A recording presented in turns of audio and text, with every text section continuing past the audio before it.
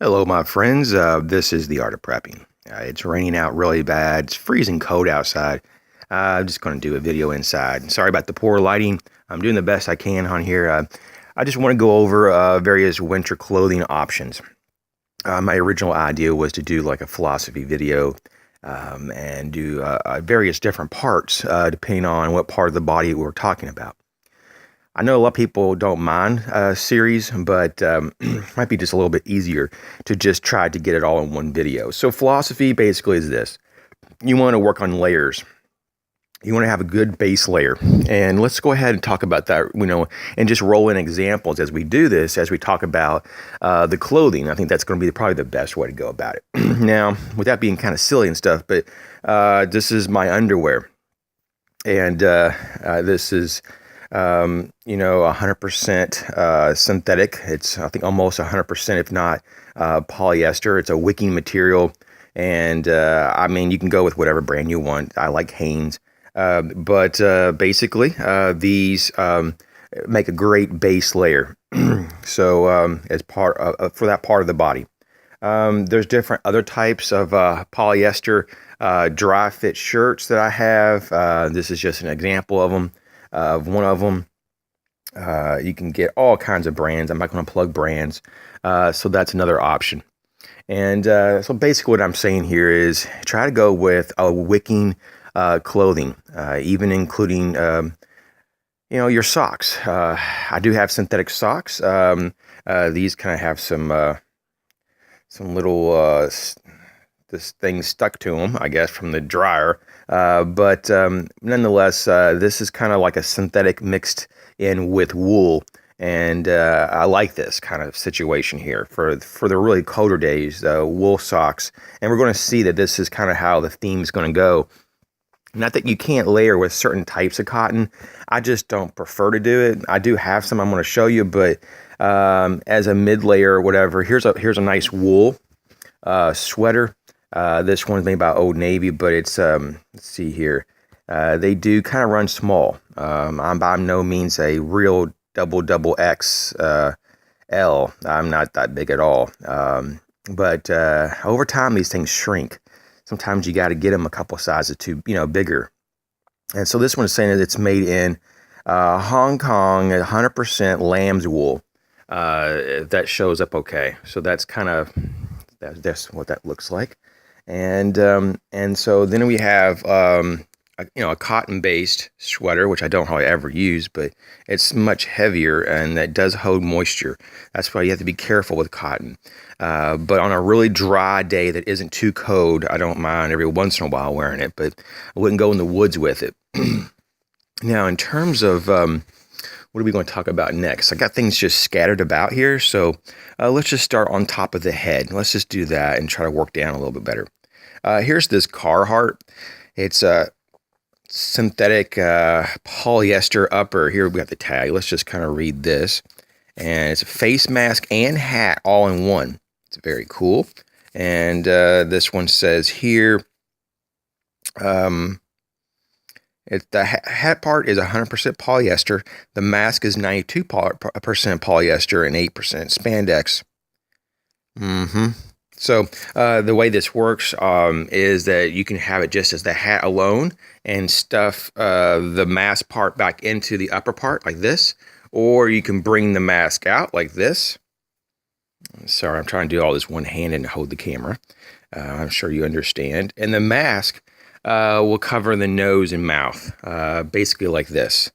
And here we go. So it's like this. So anyways, very warm. Only on the colder days would I even wear this type of setup. Because normally I would go with my 100% military issued wool hats here. These watch caps, if you will. And I got them in different colors. I do have matching wool gloves. I'll just pull one of them out here for you. As you can see, military issued 100% wool gloves with my hat. There's the set here. They actually do match pretty well. It's just the camera makes it look like this one's a little bit lighter. It is just a hair lighter, but does not as much as the camera would show. And so those are some wool options. We got the chamois we just recently talked about. It could be as a neck covering, but here's a much heavier duty option. This is a polyester. It's a polar fleece that I had a friend made for me. It has yellow panel in the inside for signaling for an emergency, but on the outside it's just a nice gray. And so this unravels here, and what it really is, I mean, honestly, it's just a strip of medium weight. So here's the yellow part for signaling, but that doesn't get shown when I'm wearing it. This is what it looks like. It's just a long strip that my friend, which sews really well and has a really nice sewing machine, she made this this scarf for me, and it wraps around really well, and it's extremely warm. Most days you can't even use this because it's just too hot. But that's just another option. In terms of other gloves, though, these firm grip mechanics glove style, there's really no protection from the cold, and so you kind of, unless you're just out there for 5 or 10 minutes, the wind chill or the wind itself will cut right through your those gloves, so not really good. But here's some really cheapy options that you may see at a dollar store. I got these at the dollar store for $1 a year or two back, and these are just another type of polar fleece. It's a lighter weight polar fleece, and on a mild winter day, they're okay. But the fit and finish and construction obviously is pretty low, but you get what you pay for $1. Also, these hats that you can find usually for $1 or $2. You can see I haven't really taken care of this one. This is just kind of like an acrylic polyester type hat. Sometimes they have a little bit of cotton in them, but they're just real basic. And once again, they're not really that great to cut out some of the wind chill, especially the wind if it's blowing. They're not so great. Not so great at all. And now, hold on here.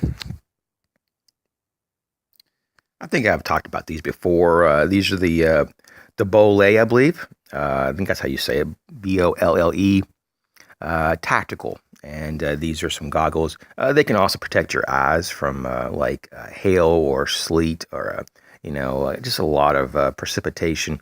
And of course, these are heavy, military impact resistant. They're not heavy physically. I mean, they're light as air, but they're really nice, and they breathe and they anti-fog. But this could just be another element when you're out in the cold to protect from the wind a little bit from your eyes as well. So eye protection, even in the winter, is a good thing. So the next thing we're going to talk about here are these like little ear muffs. They have ear covers, ear muff styles.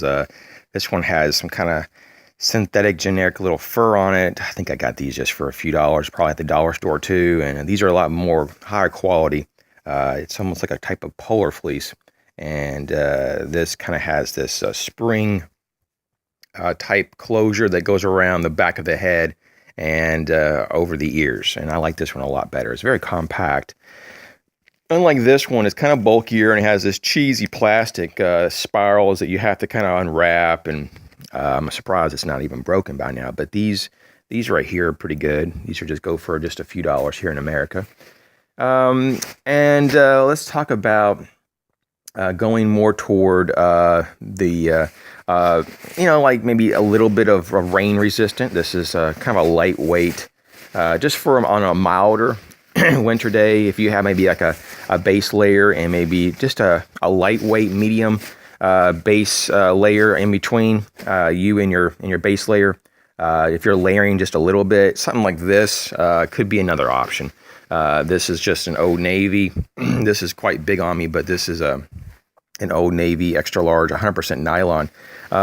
Just kind of helps to resist the water. I mean, I have different kinds like this. Some of them are yellow and some of them are different kinds. But let's skip over here to the pants. I kind of didn't really talk about that. Man, I got a lot of different kind of polar fleece pants. And I mean, this is pretty good stuff. This is an Old Navy one, and I'm not trying to plug brands, but so here we go. This one actually, in my opinion, this runs a little bit large, but I can tighten down on it. I think I'm probably and realistically more like in between a medium and a large of my waist. So I don't know. I just know these are okay. I like to have them a little bit baggy though if I want to have like a lot of heavier shirts. That's something to consider, having lots of room for air to get trapped. That's the kind of the key with staying warm, is having a lot of, trapped air to help insulate you. Here's another kind of in-between middle layer. This is kind of what you would consider, what a lot of people consider more of a kind of an ideal, mid layer, middle layer. Here is, and I like the tall ones on here. I could probably go with the large on these, but these Old Navy, these Henley insulator shirts. They're mostly cotton, unfortunately. I don't like that part. If you can get 100% synthetic, it's even better. But here's one, and here's another one. This one is actually, I kind of like this one probably even more. I don't know. They both work just fine, but this is a Sonoma Lifestyle Thermal Henley. Perfect for layering. Made in Nicaragua, extra large. Nicaragua. Sorry, good Lord, I'm so trying to wake up. Anyways, however you say that word. I'm not going to get stuck on stuff like that. Okay. And here's some more like polyester. It's really more like obviously a type of polar fleece pajama pants. And you definitely want to stay warm at night. I sweat though when I put those on. And of course, even like I'm starting to put my polar fleece, blankets on my bed, and got all this stuff on it, and it leaves debris. I got to clean all this off. But yeah, I just wanted to show you though also my last element, just to kick off this idea. We'll probably have more videos about this maybe in the future, but it's a little hard to show you this, but this is what I keep in my car most of the time. But this is when things get real bad, guys, and you need some serious shit to deal with. Code, excuse my language for the kids, but this is the seriousness here, and I'm going to try to show you it. This is overalls. These are Carhartt overalls. I'm sorry, coveralls. Sorry about the quality of the video, and sorry about me kind of being a little scatterbrained. I'm trying to do this here, and it's a little hard by yourself.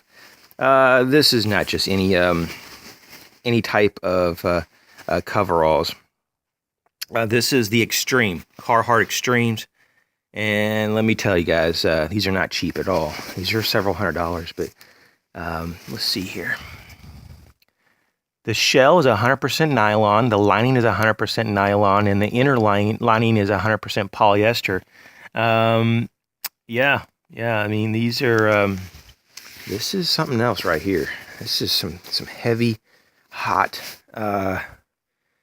gear. You can't walk around with this when it's probably above, 20 degrees Fahrenheit. It just burns you up. I mean, this thing is literally just pretty much made for extremely low temperatures, pretty much in the, below 0 degrees Fahrenheit. And I mean, I will start sweating within a minute if I put this on right now, just because the temperature's only out in about 40 degrees outside. I wouldn't last very long. I'd sweat really bad, which would be dangerous. But man, this thing is warm. I don't really have good contrast here.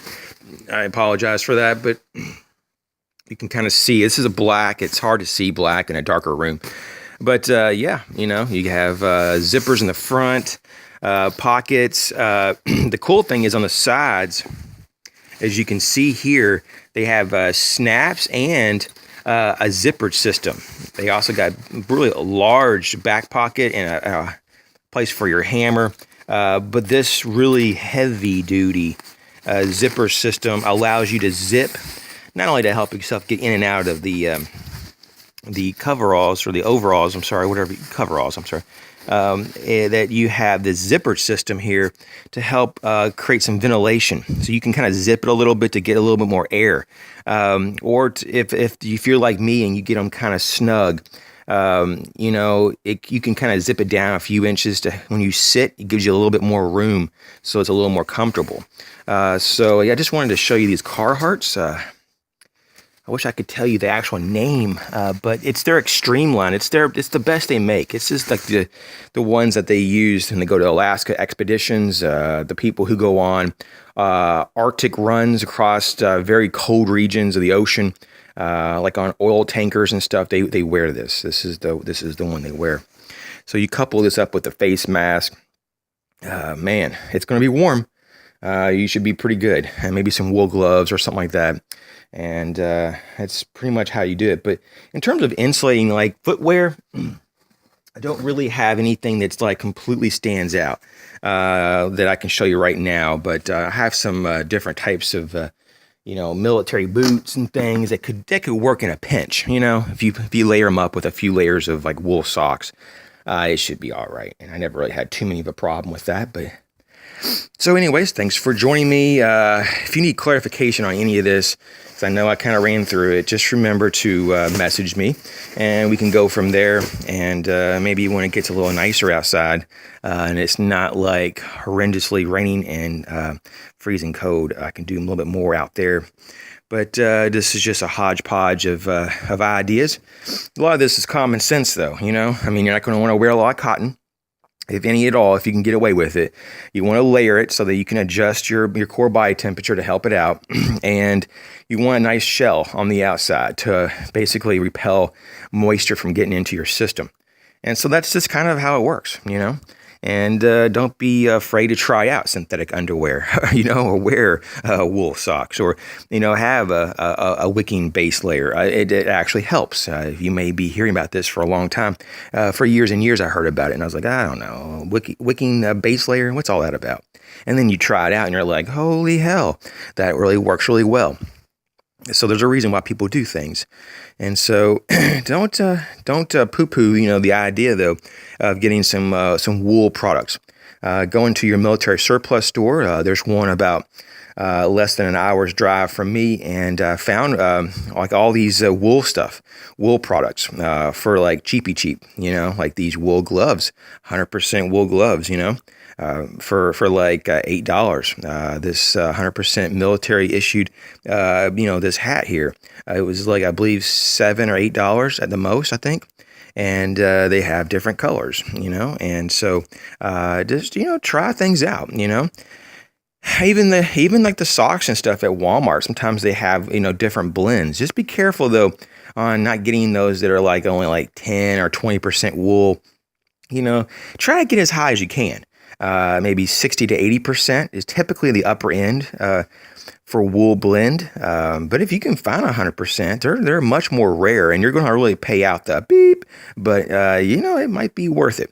It really might be worth it. But there might not be like a tremendous difference in terms of insulating quality between like an 80% wool mixed in with some acrylic and polyester and so forth, and 100% wool.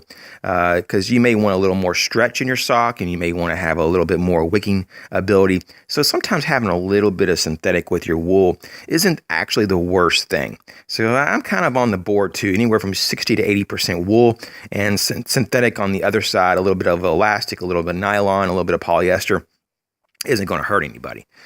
So I will have to tell you, though, these 100% wool sweaters are just very comfortable, very soft after you break them in, and they are good to go. Hopefully this was helpful on some level, just to kind of get you started. And so we'll go from there. Just shoot me your questions, and maybe we can build on this video in the future. You guys take care.